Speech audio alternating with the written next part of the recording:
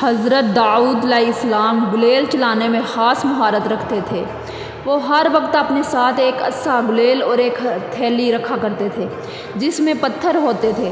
جنگل میں شیر کی سواری کرتے تھے۔ آپ شیر کا کان پکڑ کر اس پر سوار ہوتے اور شیر آپ کے سامنے سر جھکائے رہتا۔ ایک مرتبہ آپ جنگل سے گزر رہے تھے کہ ایک پتھر سے آواز آئی، اے داؤد، میں حجر ہارون ہوں، مجھ سے ہارون نے ایک شخص کو مارا تھا، مجھے اٹھا لیجئے، میں آپ کے کام آؤں گا۔ آپ نے وہ پتھر اٹھا لیا اور کچھ دور چلے گئے کہ دوسرا پتھر بول اٹھا، میں حجر موسیٰ ہوں، مجھ سے موسیٰ نے ایک شخص کو قتل کیا تھا، مجھے اپنے پاس رکھ لیجئے، میں آپ کے کام آؤں گا۔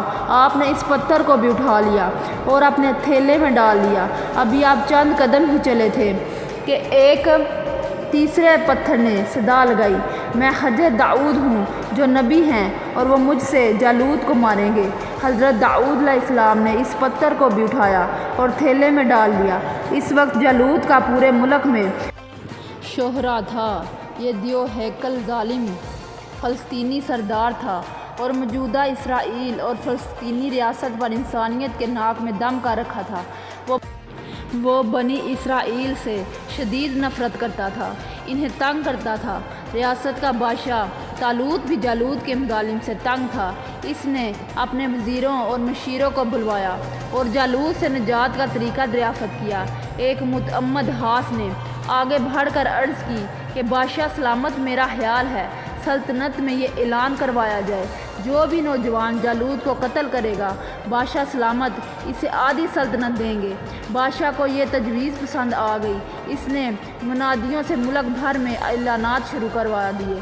یہ اعلان حضرت داؤد علیہ السلام تک بھی پہنچا۔ جو ہی آپ نے اعلان سنا، آپ کو فوری پتھر یاد آ گیا۔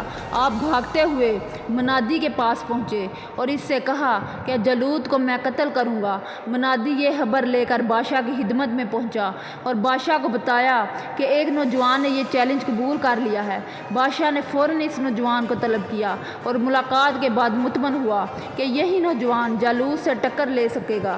حضرت داؤد علیہ السلام کے اس چیلنج کے بعد اسرائیلیوں اور فلسطینیوں کے درمیان جنگ کا آغاز ہو گیا۔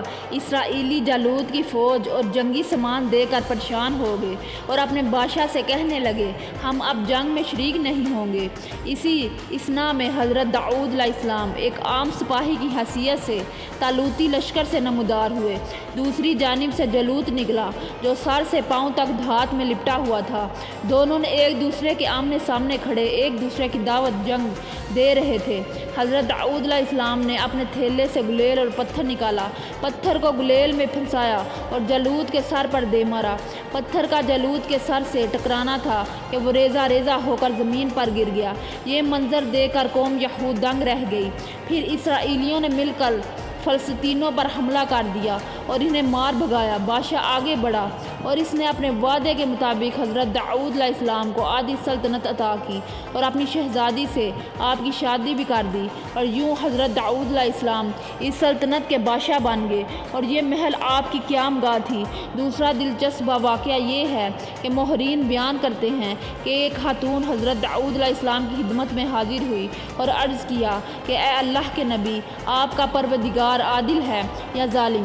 حضرت داؤد علیہ السلام نے فرمایا، تیرا ناس ہو اے خاتون، تو کیا بات کر رہی ہے؟ رب تعالیٰ تو سراسر عدل و انصاف ہے، وہ ذرا برابر بھی کسی پر ظلم نہیں کرتا۔ پھر اس سے پوچھا کہ تم ایسا کیوں کر رہی ہو، تمہارا کیا معاملہ ہے؟ اس عورت نے اپنا قصہ بیان کرنا شروع کیا، اے خدا کے نبی، میں ایک بیوہ عورت ہوں، میری 3 بچیاں ہیں جن کی پرورش میں اپنے ہاتھ سے سوت کاٹ کاٹ کے کرتی ہوں۔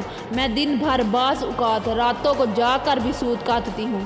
گزشتہ روز میں اپنا کاٹا ہوا سوت ایک سرخ کپڑے میں باندھ کر اسے بیچنے کے لیے بازار جانا چاہتی تھی تاکہ اس کی آمدنی سے بچوں کے کھانے پینے کا بندوبست کروں، لیکن اچانک ایک پرندہ مجھ پر ٹوٹ پڑا اور سرخ کپڑے کا ٹکڑا جس میں نے سوت باندھ رکھا تھا، اسے گوشت کا ٹکڑا سمجھتے ہوئے لے اڑا۔ میں یوں ہی حسرت و یاس سے ہاتھ ملتے رہ گئی۔ اب میرے پاس کچھ نہیں کہ میں اپنی بچیوں کو کھانا ہی کھلا سکوں۔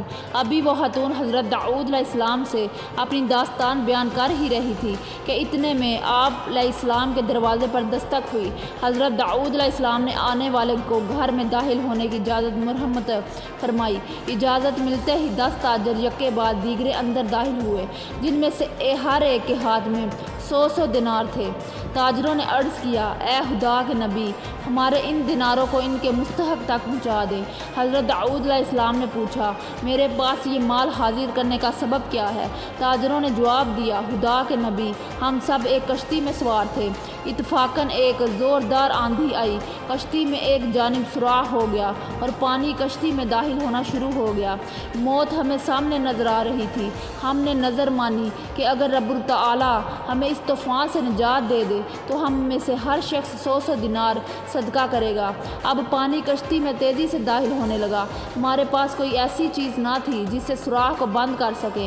ادھر ہم نے نظر مانی، ادھر رب تعالیٰ نے ہماری مدد کا بندوبست کر دیا۔